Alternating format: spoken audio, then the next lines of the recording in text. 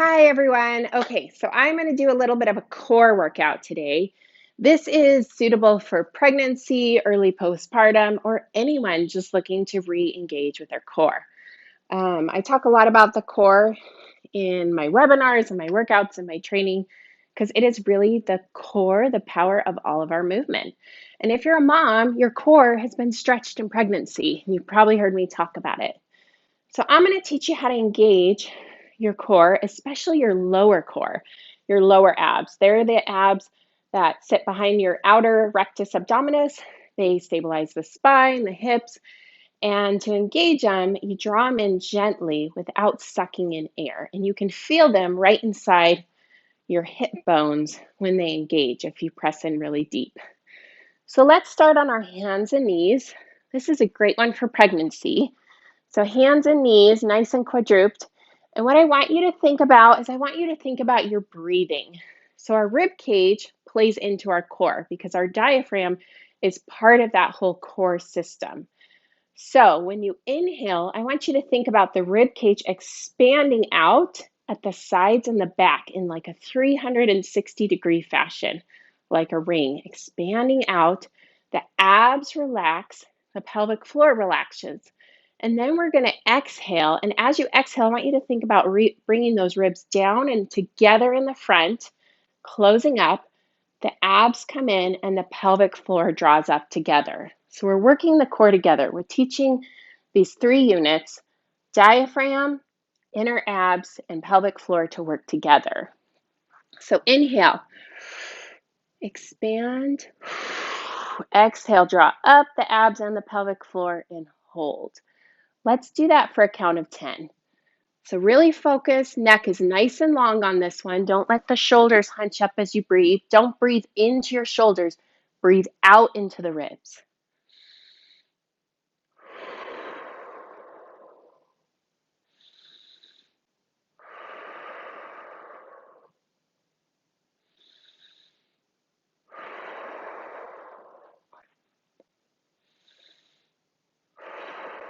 Remember, draw up that pelvic floor as you exhale.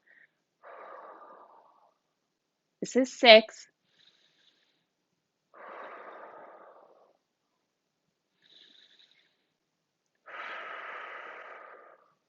2 more. Nice long neck. And 10.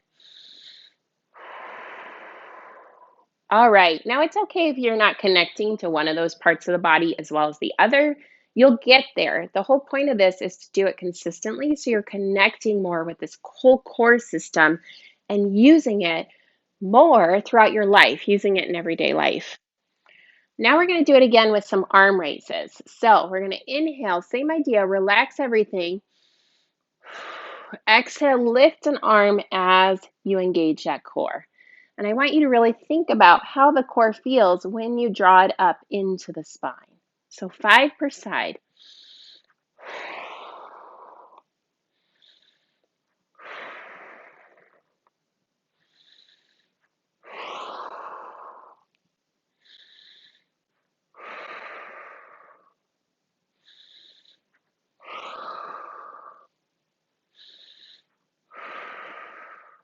One more per side.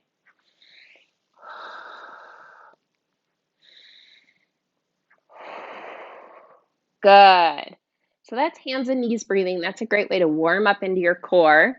And then we're going to move into a plank. So if you're pregnant, I want you to use a wall or an elevated surface like a step or a chair or a coffee table. If you're early postpartum, same idea. If you see the abs, if you're early postpartum and you see the abs doming at all, creating like a triangular shape, that's telling you that your core is not ready for a plank. So you can continue with the hands and knees breathing and the arm raises if you're still seeing that doming even on the wall. Otherwise, try and elevate or modify your plank so you can engage a core. So when you're pregnant, you want to think about hugging that baby. I'm going to do a modified, so I'm showing you what it looks like. So you don't want the hips up. You don't want them swooping down. You want them nice and straight, and you want to bring the belly in and have a nice strong abs throughout this. And you're just going to hold this for like 20 to 30 seconds, thinking about those abs staying engaged. When you see or feel the abs start to let go in your plank, start to relax, then you know it's time to finish your plank. If your abs aren't working, there's no point in still holding that plank, especially when we're focusing on working the abs in it. All right, let's go for 10 more seconds. So you should be breathing in this. You shouldn't be holding your breath. Good. And then from our plank, we're going to go into a side plank. So on your forearm to protect your shoulder for this. And if you're pregnant, you can do it modified up on your knees. You'll still get quite a good workout. And we're going to work that oblique. So I'm going to stagger my feet for the full side plank. You're going to hold it there. I feel that oblique firing. And I'm just going to keep that hip from dipping down.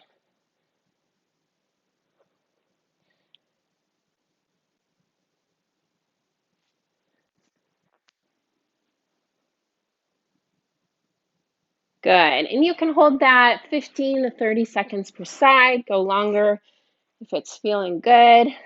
Remember, this is a basic core workout. So we're just getting the core firing, we're connecting to it. So quality over quantity. It's not about how long your planks are, it's about how well you can do them. And do you feel the muscles engaging that you're supposed to be engaging? Good. So those are our side planks. So for our next circuit, we're going to move to our back. We're going to do some marches. So again, here we're connecting to those lower abs. So I'm thinking about those lower abs engaging right in here.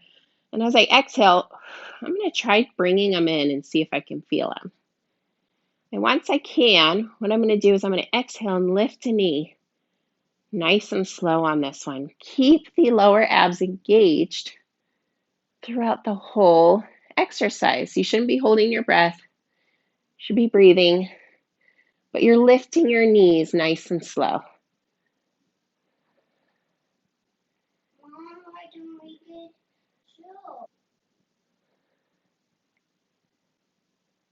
I'm almost done. Got someone joining me in the room. You might see him pop in. My little 3-year-old, almost 4-year-old just woke up. Good. And if you're feeling this, if it's feeling okay, you can move up to a toe tap. So that's where I bring the thighs parallel the ground in a quadruped position. And again, I'm going to keep those lower abs engaged and lower the heels to the ground nice and slow. Good. You can come in here, Dylan.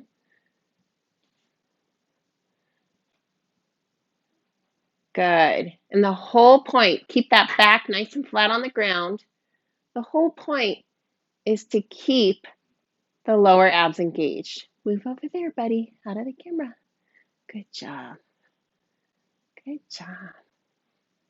You can do a workout with us? Good. So if you can feel those lower abs connecting and you can feel them engaging throughout that exercise, you're doing really awesome. And you can progress this even more. So you can even progress it into a dead bug. So with a dead bug, you're going to move, your back should be flat on the ground, arms are up, thighs are parallel to the ground, and I'm going to lower opposite arm and opposite leg nice and slow, keeping that back connected to the ground. Good. And engaging that core. Let's do 5 per side. This is 2, 3. So with all of these exercises, know how slow I'm going. I can't say it enough. You just want to connect to the core. You want to mentally be feeling it and be feeling what's going on in your body. And if you're not, it might be time to have someone try to help you, like a trainer, me. I'm a trainer. I train clients, and physical therapists work on this with people. All sorts of different people can help you. Okay, last one in this is we're going to do a glute bridge. So move to your back. glute bridge, you're going to lift the hips off the ground. So there's a lot of ways to do the glute bridge to work different muscles. And a lot of people just rock through a glute bridge and don't really know what they're working. But you want to press through the heels and lift the hips off the ground and squeeze the glutes at the top and engage the core because we're working the core. So you want to think about the core going down and the glutes engaging. And notice how straight my back is here. I don't have my hips flared up like that. I've got my back nice and straight because I'm working the core and the glutes in this. I'm feeling it a little bit in the hip flexors. And if you're not wanting to work the hip flexors, then you'll change this workout a little. But this is more me thinking about posture in this glute bridge. That's the whole point of this one that I'm doing, is getting that alignment of the spine. So again, I got the glutes squeezed, core down, back straight. So it's a little bit less of a lift than it would be if I'm really trying to work other parts of the body. Good, let's do 4 more. So squeeze those glutes. And the reason we do these is your glutes are really important in that whole pelvic stability and core strength of the body. Good, 2 more. And last one. Good.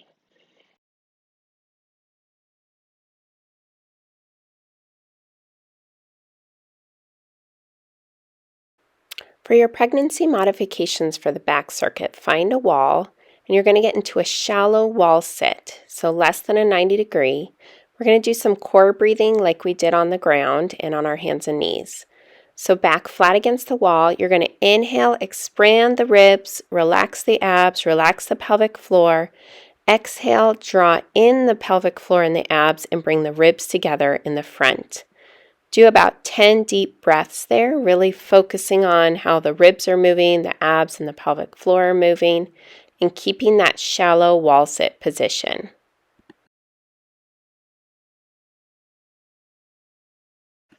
All right, now let's add some arm raises to this.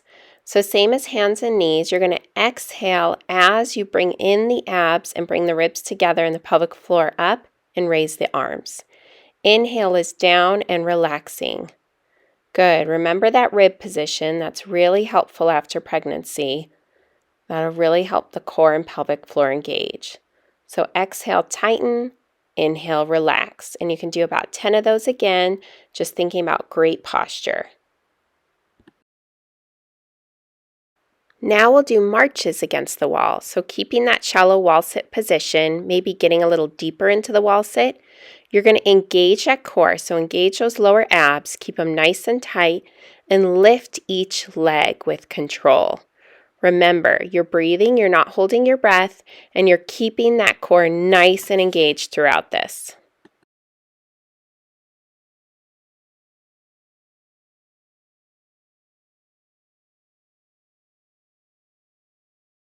Great job, you rock this workout. Try doing this circuit several times a week if you're able.